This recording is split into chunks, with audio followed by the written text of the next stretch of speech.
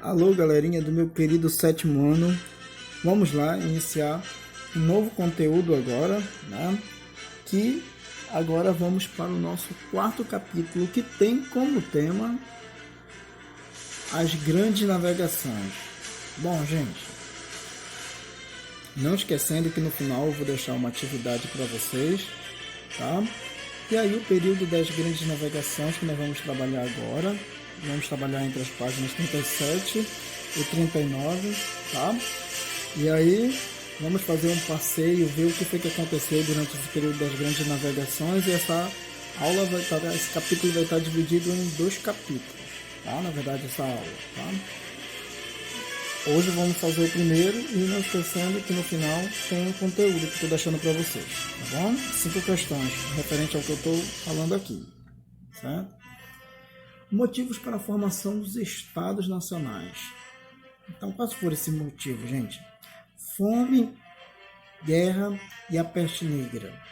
E a crise do feudalismo, tá? Então, o que acontece, gente? O que acontece foi que, a partir da peste negra, na Europa, o sistema todo foi investido, europeu, né? Porque o que aconteceu? As sociedades europeias estavam precisando se desenvolver, se recuperar da peste e das causas que ela tinha deixado. Então, o que acontece? Vários países vão tentar procurar formas de expandir o seu comércio. Haja vista que esse comércio ainda se dava muito internamente na Europa. Ele ainda não havia expandido. Então, para que haja essa expansão do comércio, eles vão ter que pensar em novas formas, né? E para eles poderem pensarem nisso, olha aí que aparece, ó. 2 países vão se lançar ao mar. Mas o primeiro país a se lançar ao mar, por conta que era bem mais estratégico para eles, foi Portugal, tá? Mas aí é quando vai se criar, a partir desse momento, a criação da coroa ibérica, né? Onde Portugal e Espanha vão começar a ter laços e unir forças para poder explorar o mundo, né? Para poder descobrir. Então, o primeiro de todos os estados que se unifica, que tem um reconhecimento que que precisa haver uma unificação do povo pela língua, por cultura, por vários fatores, é Portugal. Logo em seguida, depois de Portugal, veio a Espanha, tá? A Espanha também foi um país que justamente vai unir força com Portugal para fazer frente justamente aos desafios que vão surgir depois, com o decorrer dos desafios que vai ter para acontecer com essas sociedades. Até porque fazer as grandes navegações não foi uma coisa fácil para eles, né? Tinha os desafios, e um desses desafios era encarar o desconhecido, né? Então, para eles poderem encarar esse desconhecido, eles tiveram muitos problemas, inclusive encararam problemas internos, né? Porque a igreja não compactuava, não partilhava da mesma ideia, né? A igreja queria ter o povo ali sob seu comando, tá? Como ela tinha esse poder, então, de certa forma, ela vai tentar interferir ainda nesse processo das grandes navegações. Então, também é nesse período que nós temos a ascensão da burguesia. Olha o que diz aí. A burguesia ganhava muito dinheiro nesse slide, vendendo produtos importados que ficaram conhecidos como especiarias, que vinham do Oriente. Ou seja, nessa época, gente, como vocês observam nessa imagem, a Europa comercializava diretamente já com a Ásia, tá? Só havia um comércio entre a Ásia e a Europa, porque os outros continentes ainda não haviam sido descobertos ou achados, como a gente é mais conveniente dizer, né? Os outros continentes ainda não haviam sido explorados por eles, certo? E aí, essa imagem retrata bem, né, de como é que era esse comércio, e esse comércio era forte. Então, o que acontece? Eles saem das regiões dos burgos, né, e já vão passar a ocupar espaços, mesmo assim no meio das cidades, né? Vamos avançar um pouquinho. O que é que eles comercializavam com justamente a Ásia? Era o cravo, tá? Esses produtos eram produtos muito caros, gente, porque depois eu vou dizer para vocês qual era a função desses produtos, tá? O cravo, a canela também foi um dos produtos muito usados por eles nessa época e eram caros, tá? Também a noz moscada foi alguma das coisas que foram usadas, tá? Um dos produtos daquela época chamados de especiarias, né? Também nós vamos ter o gengibre, tá?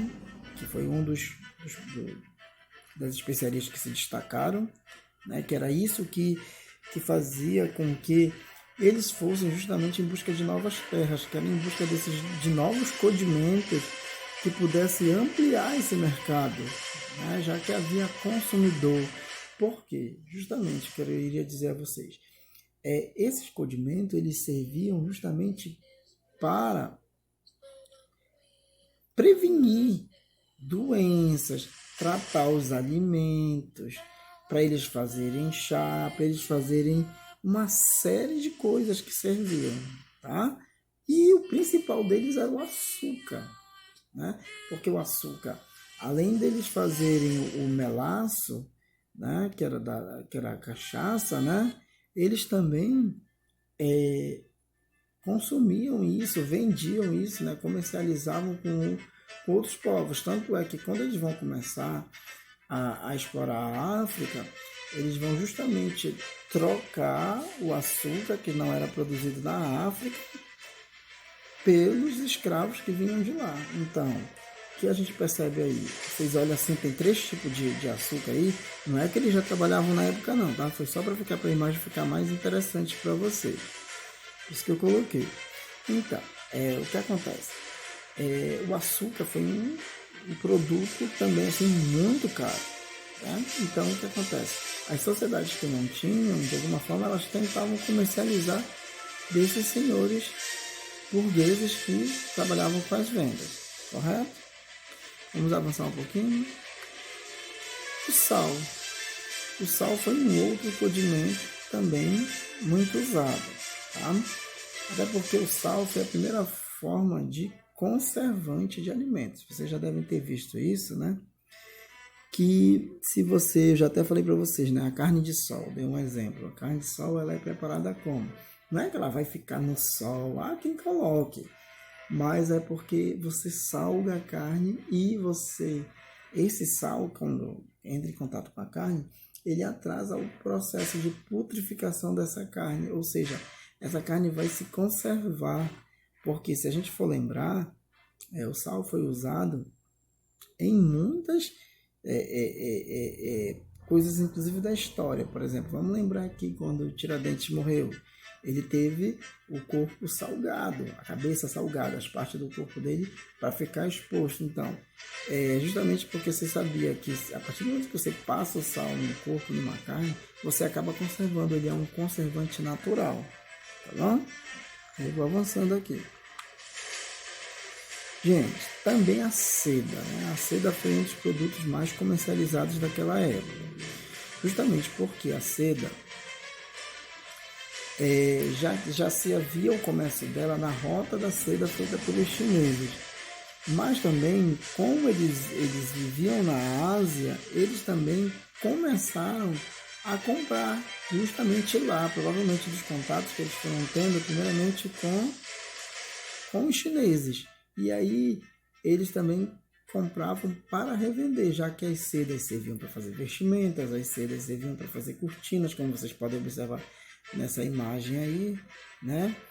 E a seda era um tecido muito fino, e depois eles vão inclusive começar a tecer a seda também, né? Nessa expansão também desse comércio.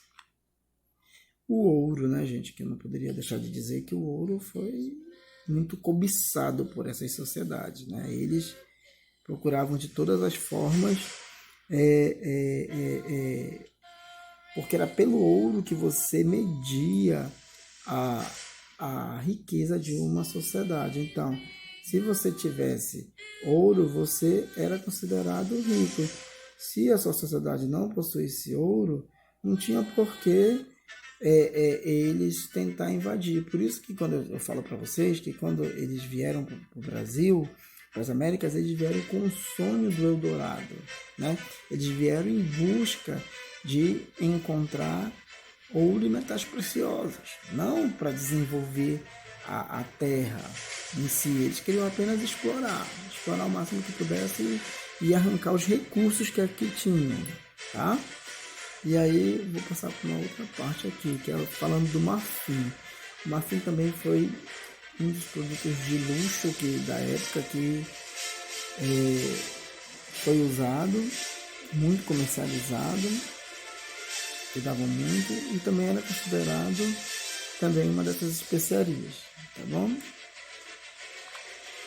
E as joias, né? Esses comerciantes, eles vendiam as joias, essas joias que a gente vê que era muito comum, né, as sociedades usarem muitas joias, cordões, porque geralmente era um adereço que deixava muito mais bonito, valoriza mais, principalmente a mulher que é muito vaidosa, né? Ela geralmente se vê muito usando as joias. Então, o que acontece? Esses comerciantes, eles viajavam tanto de um lado quanto para o outro, comercializando. Tanto é que, segundo a história, vai ser esses comerciantes que a gente vai perceber que vai ser nesse processo de ida e volta deles que eles vão, inclusive lá na Idade Média, adquirir a peste, né? Porque eles viviam viajando, e no processo que eles ficavam viajando de uma cidade para outra, muitas pessoas que já eram contaminadas traziam de volta a peste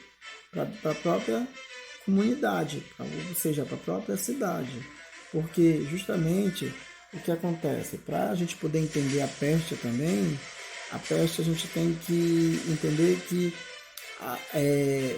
o saneamento básico na Europa era precário, não existia ainda, não se falava ainda em saneamento básico, né? É a partir da peste negra, a partir do surgimento da peste negra, que as sociedades vão começar a repensar essa nova forma de se organizar para poder dar uma condição de vida melhor para as sociedades, tá bom? E aí a gente vai seguir com mais a necessidade de navegar. Então, qual era a necessidade? A centralização do poder em Portugal em 1385 e na Espanha em 1492.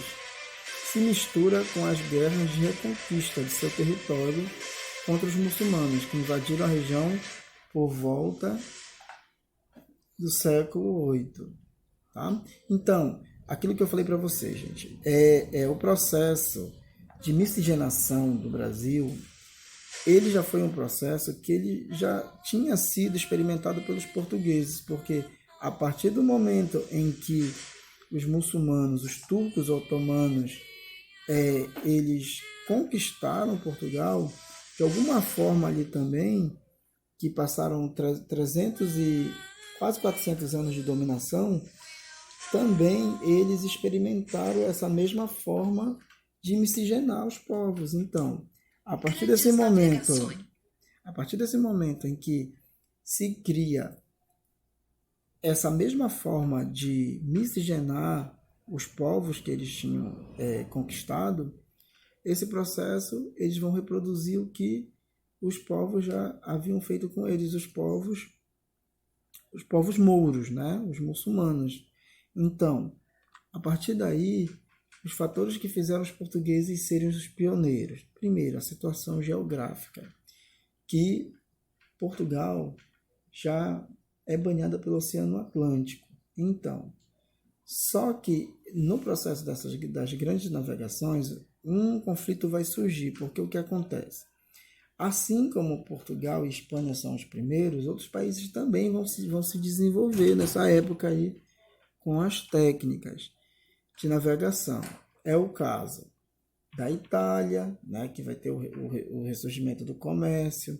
Também vai ter lá a Inglaterra, a França, né? Vão começar a surgir novos estados, nações, vão começar a se consolidar e eles vão também querer e desbravar esses mares. Então, a necessidade inicialmente de Portugal sair é porque justamente Portugal já estava voltado para o Atlântico.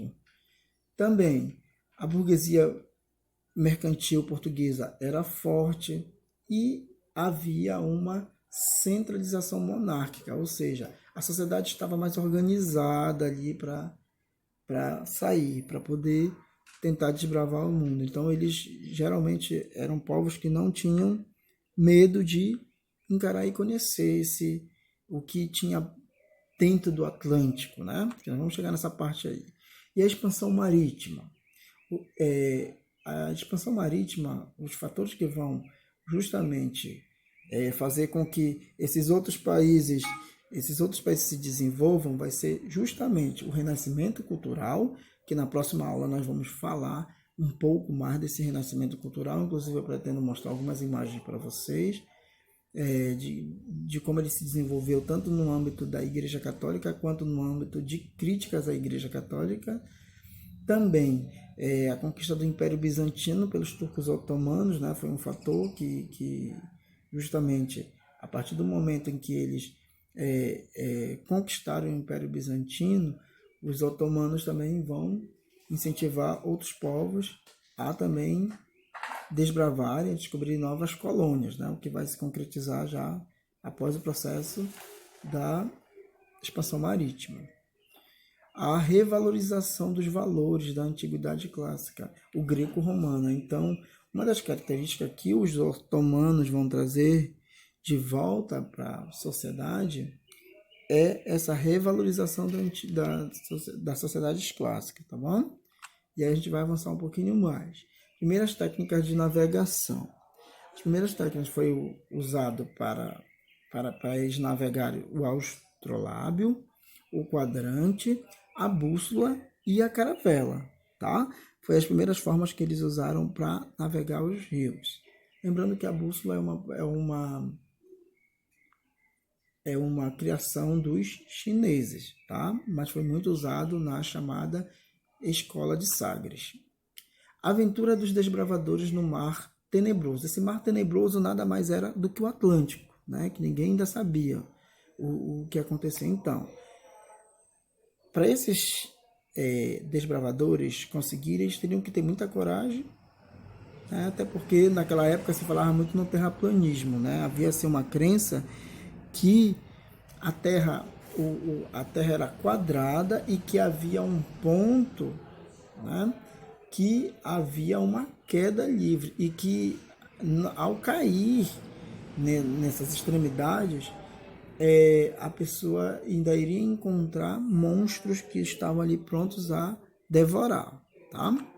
Aí também o périplo africano era o conflito, né, que ficou gerado entre os italianos e os portugueses. Justamente por essa disputa do comércio, né, os italianos também não queriam deixar eles passarem, então eles tiveram que contornar, né, a costa todinha, e aí eles começam aí o processo de navegação do Oceano Índico. E também daí se destaca o Vasco da Gama como grande navegador da época. Então, gente, eu deixei aí para vocês um exercício, tá? De 5 questões. Eu quero que vocês resolvam e me entreguem no nosso próximo contato, tá? No caso, em sala de aula. Deixei 5 questõezinhas aí. A primeira diz: cite as técnicas usadas pela Escola de Sagres no período das grandes navegações. Está muito difícil, né, as perguntas. A segunda, qual foi o principal fator que contribuiu para a expansão marítima? A terceira questão: o que dificultava as tradicionais rotas marítimas para as Índias? A quarta, o que ocasionou a ascensão da burguesia? A quinta, cite 3 exemplos de especiarias comercializadas no período das grandes navegações. Tá? Sendo assim, até a próxima, galera. Que possamos nos encontrar. Não esqueçam de fazer as atividades e um grande abraço. Valeu!